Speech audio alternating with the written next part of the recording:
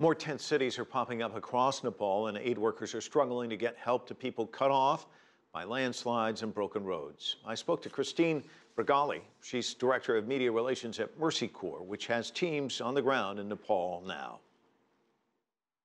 I think that it's been a very challenging response overall, right? It's been very difficult to access many of the remote areas that were hardest hit by the first quake.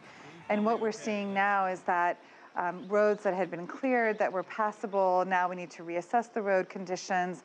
And we're still trying to figure out exactly what that will mean in terms of, do we need to resume a huge number of helicopter lifts to some of the more remote villages? There are so many hurdles there. In terms of response, for our viewers watching this, what can they do to help? One of the things that we'll be working on with them as well is making sure that they have seeds in time to plant before the monsoons hit.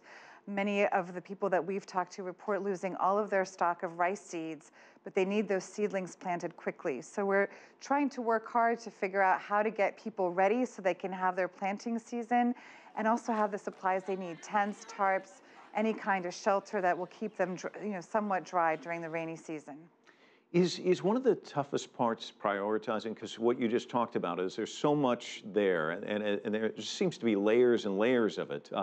Most of us don't think long term. You obviously have to eat. Those seeds vitally important, but also shelter.